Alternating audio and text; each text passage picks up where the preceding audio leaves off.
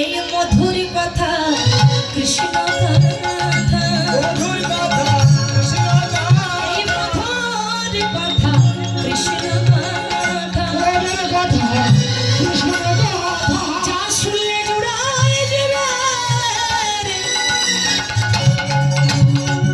মনের ব্যথা, মধুর কথা কৃষ্ণ কথা, শুনলে জুড়ায় যাবে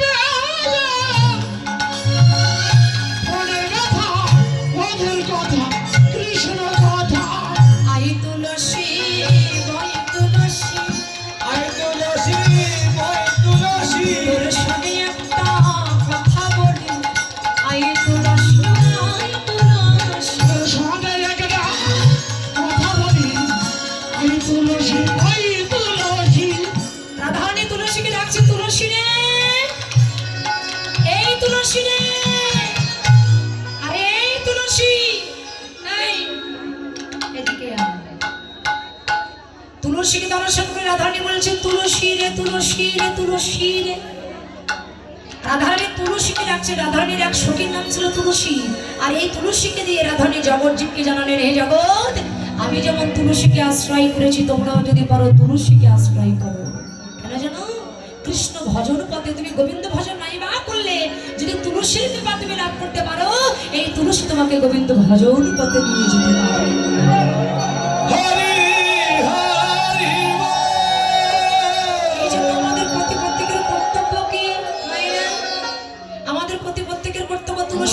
তুলসী কীর্তন, তুলসী পূজা, তুলসী অর্চনা, তুলসী বন্দনা। আমাদের প্রত্যেকের কর্তব্য আমাদের কণ্ঠে তুলসীর মালা ধারণ করা।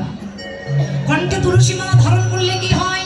বলছে যদি কেউ কণ্ঠে তুলসী মালা ধারণ করতে পারে তার বজ্রপাতে কখনো মৃত্যু হয় না, সর্পদংশনে তার কখনো মৃত্যু হয় না। এই তুলসী মালা যদি কেউ কণ্ঠে ধারণ করতে পারে তাকে যমদূত স্পর্শ করতে পারে না। এই তুলসী মালা যদি কারো কণ্ঠে থাকে, এই জগতে যেমন কোনো বস্তু, কোনো দ্রব্য, কোনো ফল যদি গোবিন্দকে দিতে যান তাহলে তার উপরে কি দেন? তারপরে কি দেন? তুলসী পত্র।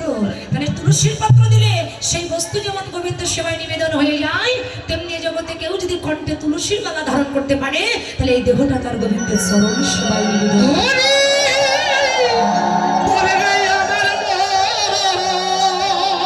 এই জন্য রাধারানী আমার তুলসীকে ডেকে বলছে, তুলসী আয় আয় আমার কাছে আয়। ও মাইরা, তুলসী মালা কণ্ঠে ধারণ করেছেন তো? না দামে দামি সোনার হার করেছেন কোনটা?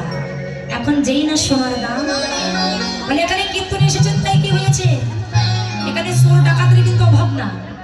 আর আপনি সোনার চেন পরে এসেছেন, মনে করেন সোনার একটা দামি হার পরে এসেছেন, তুলসী মালা বাদ দিয়ে দুষ কাঠের মালা পরবরে ডিজাইন নষ্ট হয়ে যাবে। হ্যাঁ, তাই সোনার মালা একটা গলায় পড়লেন। শুনে রাখুন, এই সূর্য পূজার সময় কিন্তু সোনার হার খুব চুরি হয়। তাই যারা পূজা করতে আসবেন কৃপা করে সোনার হারটা পরে আইসেন না, নকলটা পরে আইসেন না। জেলা দে শুনে নেন, এই তুলসীর মালা পরিত্যাগ করে আপনি গলায় সোনার হার পরলেন। কোন চোর যদি এই কীর্তন আসরে এসে থাকে আর আপনার দিকে লক্ষ্য করলো, বাড়ি যাওয়ার সময় যে পথ দিয়ে যাচ্ছেন একটা অন্ধকার জায়গা থেকে আপনার গলায় ছুরি ধরলো, তাহলে কি হলো? যদি হারটা যদি না দেন তাহলে দেখা গেল ছুরি টান দিলে আপনার প্রাণ চলে গেল। আর যদি কণ্ঠে তুলসী মালা ধারণ করতে পারেন, এই তুলসী মালা দেখলে ওরা আপনাকে দেখে দূরে চলে যাবে, তাহলে তুলসী আপনাকে প্রাণ রক্ষা করবে। এই জন্য বৈষ্ণবের পদকর্তে এক পাশে দাঁড়িয়ে বলে নেব, যদি পারো তোমার কণ্ঠে তুলসীর মালা তুমি ধারণ করো। কেন? এই তুলসী মালা যদি তুমি কণ্ঠে ধারণ করতে পারো তাহলে তুমি যে ভক্ত, তোমাকে দেখে আমি কি দেখে বুঝবো? যদি তোমার কণ্ঠে একটা তুলসী মালা থাকে তাহলে আমি তোমাকে দেখে বুঝবো তুমি অবশ্যই একজন কৃষ্ণ ভক্ত। আর যার কণ্ঠে তুলসী মালা থাকে আমার ভগবানের লক্ষ্যটা তার দিকে থাকে। যদি তাকে পেতে চাও অবশ্যই তুলসীকে আশ্রয় করো। তাই রাধারানী আমার তুলসীকে আশ্রয় করলেন।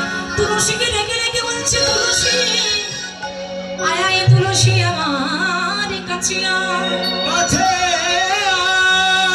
একবার যে দেখে আয় প্রাণ বল্লভ আমার কেমন আছে, প্রাণ বল্লভ আমার কেমন আছে। কোথায় যাবি জানিস? ওই কাননে গো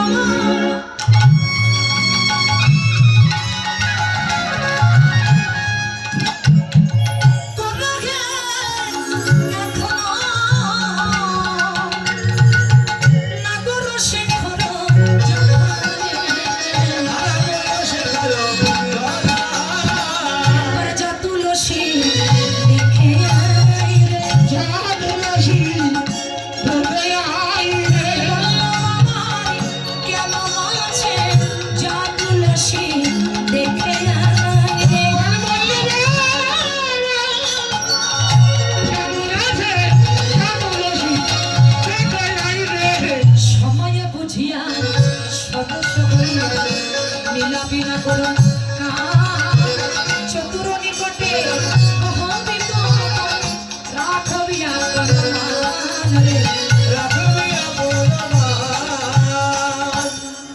নারীর মান যেন ভাঙিস না রে, আমিও নারীর মান যেন ভাঙিস না রে।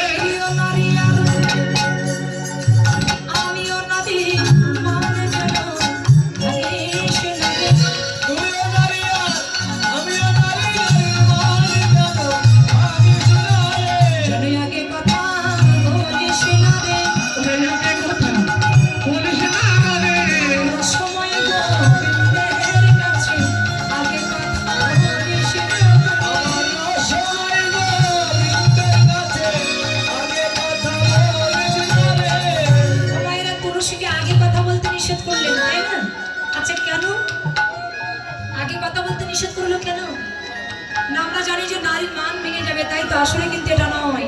রাধারানী এই কথাটা বললেন না, তুলসী তুই যদি আমার বধূর সাথে আগে কথা বলিস তাহলে আমার বধূ যে কথাগুলো বলবে তুই সেই কথাগুলো আস্বাদন করতে পারবি না, কথা নেবি কিন্তু দিবি না। বলছে সময় বুঝিয়া সরস হইয়া মিলাবি না কোনো গান। বলছে যদি গোবিন্দ ভজন পাতে যেতে চাস সময় বুঝে যাস। শুধু তুলসীকে নয় আমাদের মতো জীবকেও লক্ষ্য করে বললেন, হে জগৎবাসী, অনেকে বলে ইয়ং বয়স, এই বয়সে এখন কৃষ্ণ ভজন করবো রে বাবা, বৃদ্ধকালে যে এইবার একটু কেষ্ট কেষ্ট বলি না। বৃদ্ধকালে গালে দাঁত থাকে না, জিহ্বা নষ্ট হয়ে যায়, নয়ন দেখে না। এখন যেমন আপনি বলছেন হে গোবিন্দ দয়া করো, তখন আর দয়া করো হবে না। কি হবে? দোলা করবো কেন? আমার এখন দোলা করার সময় হয়ে গেছে। শিশুকালে কৃষ্ণ ভজে কৃষ্ণ পাইবার আসে, যৌবনকালে কৃষ্ণ ভজে কৃষ্ণ আসে কি বানায় আসে, বৃদ্ধকালে কৃষ্ণ ভজে শুধু জমের তারা আসে। এই যে শুনুন, কৃষ্ণ ভজন পথে যেতে গেলে আগে শক্তির প্রয়োজন। বৃদ্ধকালে কৃষ্ণ ভজন করবেন তখন আপনার শক্তি থাকবে, শক্তি না থাকলে আপনি ভজন পথে যাবেন কি করে? এই ভজন করতে গেলে শক্তির প্রয়োজন, শক্তি না থাকলে ভজন করা যাবে না।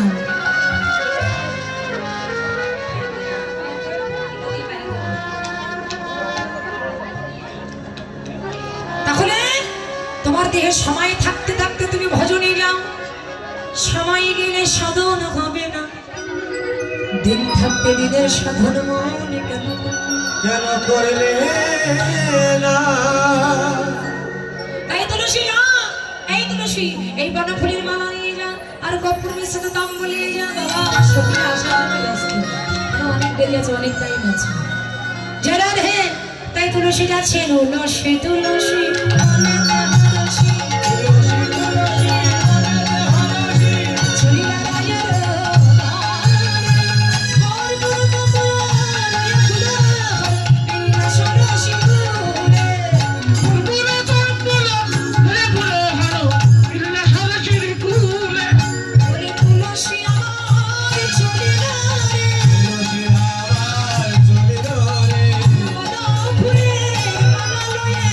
তুলসী আমার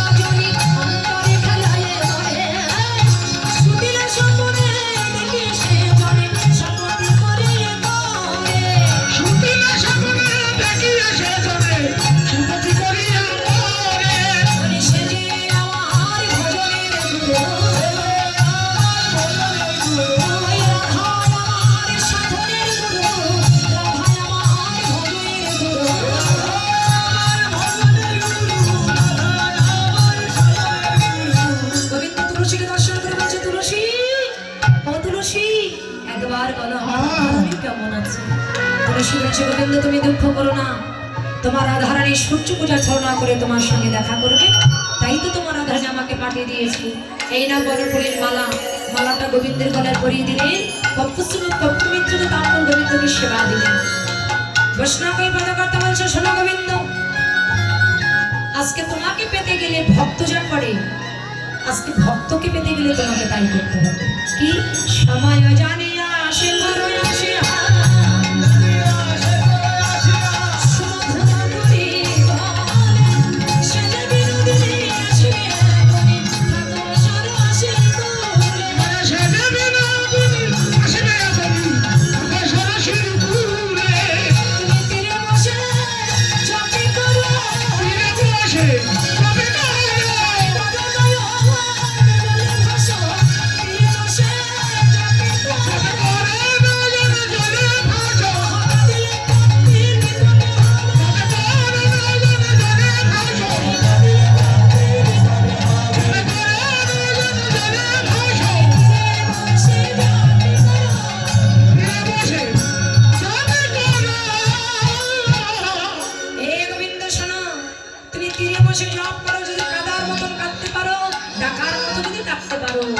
অবশ্যই তুমি রাধারানীর কৃপা লাভ করতে পারবে।